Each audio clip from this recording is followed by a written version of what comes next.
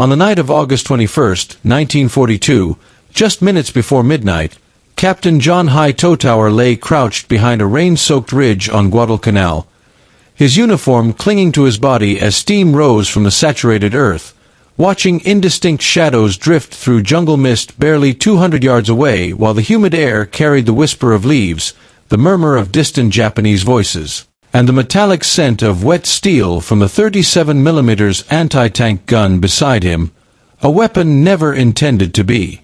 used this way, yet one he had spent months adapting for a moment exactly like this, because at 31 years old, he understood that Guadalcanal was not a battlefield where doctrine survived intact, but a place where survival depended on turning whatever you had into whatever you needed. Beside him, Sergeant Eddie McCullough checked the breech by feel alone,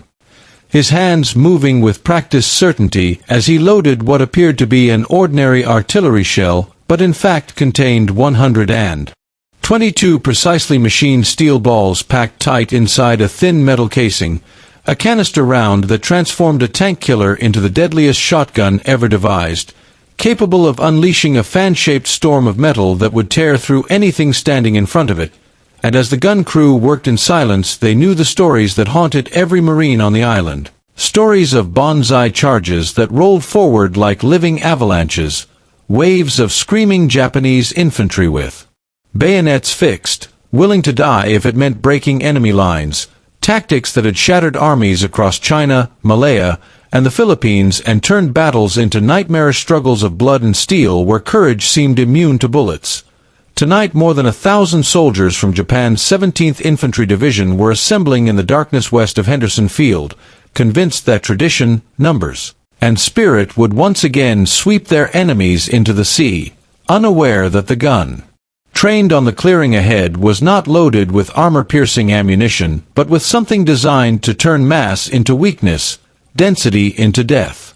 The first warnings had arrived hours earlier, when Marine scouts along the Lunga River reported enemy movement building in the jungle, battalion strength or more advancing east under cover of darkness, intelligence that reached Hightower as he wiped rainwater from the still-warm barrel of his gun, the message short and ominous, confirming what everyone suspected. General Harakichi Hyakutake was preparing a decisive blow after weeks of attrition had pushed his forces to the edge of collapse. His men starving on half rations, weakened by malaria and dysentery, resupplied only by desperate nighttime runs down the slot, yet still clinging to the belief that if Henderson Field could be retaken, Japanese aircraft would return and the balance of the Solomon Islands campaign could be reversed. The coming assault was not merely born of desperation but of doctrine and belief, of a military culture that exalted spiritual strength over material odds, teaching soldiers that determined assault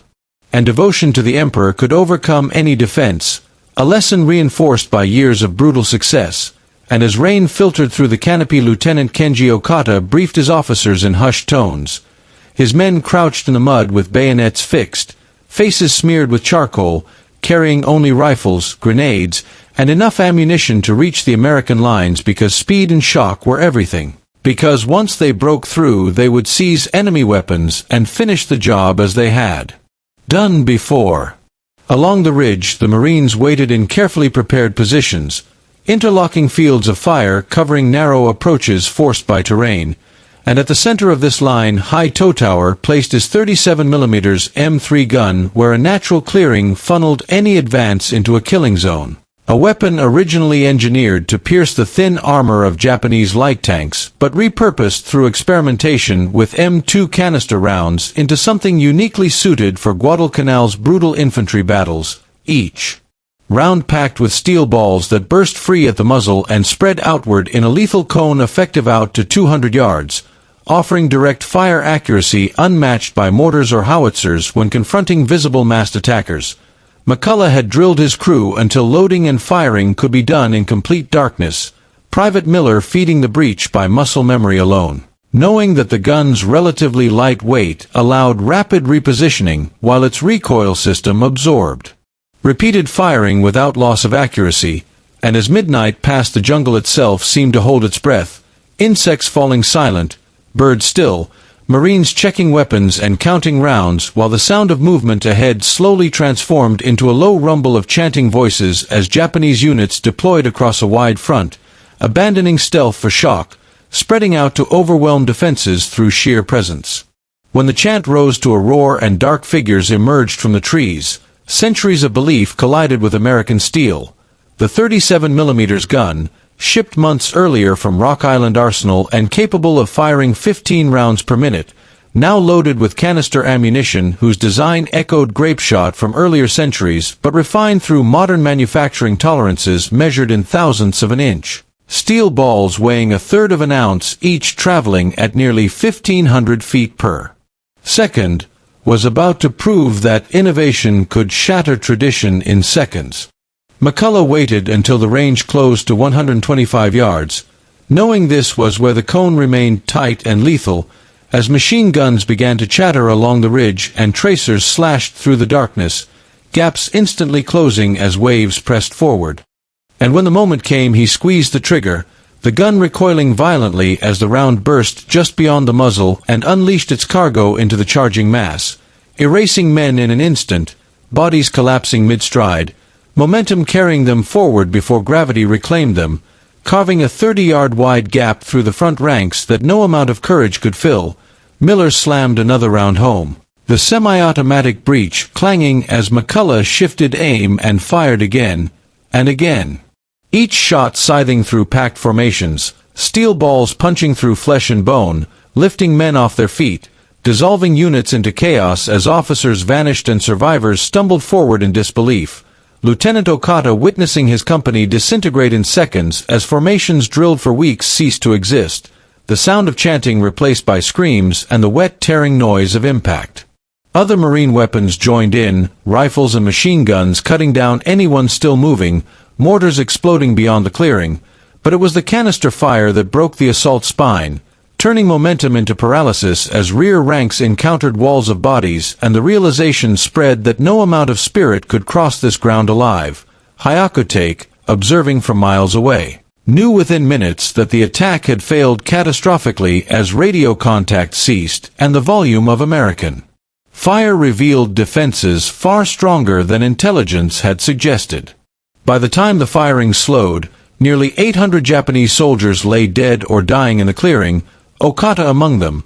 his sword still in hand, and dawn revealed patterns of destruction that traced the arcs of canister fire across the mud, Marine burial details moving carefully among the bodies while High Toe Tower studied the results with a professional eye, knowing his weapon had worked exactly as intended.